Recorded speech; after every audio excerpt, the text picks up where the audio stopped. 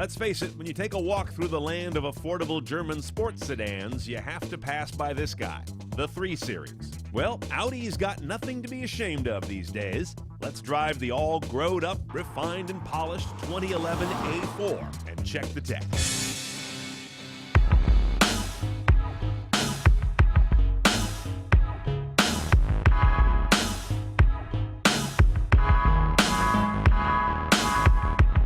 There are 2 really big differences between an A4 and a 3 Series.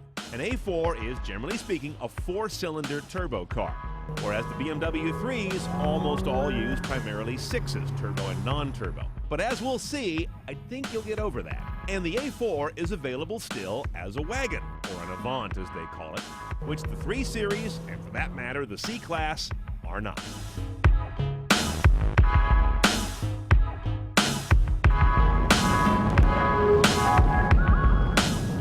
Now, one of the first things to know about an A4 is that Audi's going to keep telling you how big it is in this generation. It's not that big a car, but compared to what it was, it has come up to class. You look at the car outside and say, okay, it's a normal size, but they've really emphasized legroom. I've got this car already set up with the right legroom for me, but I can really keep going. And I'm pretty tall. And I'm still going. And I'm still going. Okay, this seat's all the way back.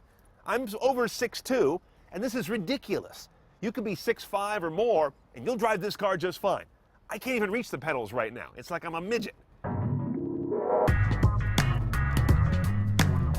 Now, our car is a Premium Plus. That's important to know right off the bat because unless you get the top trim above this, the Prestige, you can't get blind spot technology, you can't get adaptive cruise control, and you can't get Audi Drive Select, which would give you a bunch of pre-programmed buttons down here to change the transmission, behavior, steering, and suspension settings. So those 3 are off the table on this trim level. Now let's see what we do have.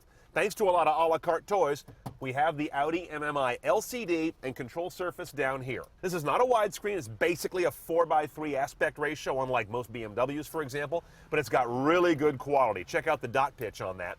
Audi's really big on this synthetic world stuff. You've got 3D buildings, they're at least generic blocks. The graphics that power this are NVIDIA, by the way, so things move along real nicely, and that rendering is partly thanks to that good, powerful graphics engine. And getting around this guy is really easy once you figure out Audi's logic. If you haven't seen it before, one central controller here that turns and has a click on it, and also has a little bit of a wiggler right there on the knob. See this? You can move around with the little black knob on top. I find it a little bit fiddly for automotive use when you're driving along. I wish the whole thing moved, but this is Audi's way of doing it. And in most menus, you've got these 4 buttons that correspond to those 4 corners. This is the Audi MMI thing, different from iDrive, different from Mercedes Command, different from everybody, really. Now, in terms of media, the first thing we get here, because our car's a Premium Plus, is we get that guy there in the glove box. That's the AMI, the Audi Music Interface. You can get a bunch of different cables that go into that master connector. In this case, we have the all-popular Apple dock connector. I have my iPod Touch connected in there now. Upper right button, again, gives me source, and there's my iPod. Now, one thing you're going to like about this car is it scrolls things well.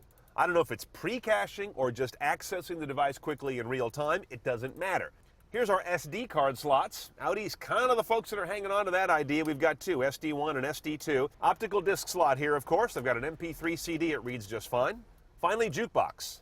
I can import from either my optical disc or my SD cards. It's kind of nice. And in terms of radio, we have AM, FM, and Sirius. Sirius, AM, and FM are on every trim of A4s, by the way. HD radio comes in as part of this navigation package.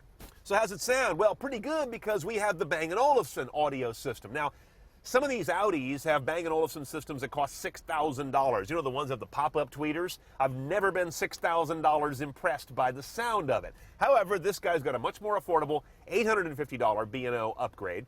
The speakers don't go up and down. Those little tweeter acoustic lenses, whatever the hell they call them, are not here. But the sound is here, and it sounds good, especially for that price. As part of our nav package, there's a lot rolled into this guy. We also have the backup camera. Looks like so. We've got trajectory. We've got 3-zone for proximity. And we have 2 different ways to look at the parking situation using my button here in the upper right. See that icon up there? I can change it up to help me park parallel or perpendicular. Okay, the engine in the A4 is the same engine in all A4s. 2-liter intercooled turbo on a dual overhead cam inline 4. This guy's got all kinds of awards. Ward's 10 Best Engines, International Engine of the Year. It's got direct injection, all the latest technologies. It is really an outstanding smooth motor. The numbers, 211 horsepower, not a lot, but then that turbo kicks in, 258 foot-pounds of torque. That works. Gets this 3,600-ish pound car up to 60 in about 6.5 seconds. That'll depend on the gearbox and the drivetrain. We'll talk about that in a minute. MPG's 2129 on this car with a Tiptronic. You do a little better if you have a manual. Now, there are three things you can hook up to the back of this engine. First of all, a CVT, continuously variable transmission. That's kind of your base configuration.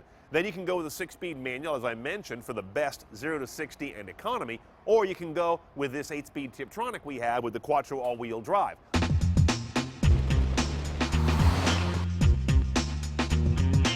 Now, one thing you hear me say about Audis all the time is how damn smooth they are, and this one is no exception, even though it's relatively low on their lineup. This A4 has got all the silkiness of an A8, to be honest. Not the same presence and weight, but things that spin don't get any harsher here than they do in the much expensive brethren. It's a fun car to drive, and I find the cabin a lot more pleasant than a 3 Series, and much younger and more youthful than a Mercedes cabin. Now, this engine's a turbo, of course. The power is ample and silky. My only gripe is, at least in this configuration, I catch the car flat-footed all too often. Whether I'm in drive or down here in sport, it just seeks high gears too often, for MPG reasons, I'm sure, but I gotta wait for it to kick down a couple gears more than I want it to. That takes away some of the snap, some of the responsiveness. You can put it over here in the Tiptronic gate, but if I buy a car with an automatic, I don't want to spend a lot of time shifting it, to be quite honest. I want it to do a better job of doing that itself. Okay, let's price an A4. Grab a cup of coffee. This may take a while. It's one of the most complicated cars in its price range to configure. Base on this guy with a CVT gearbox and front-wheel drive is $33,000. Then it gets complex.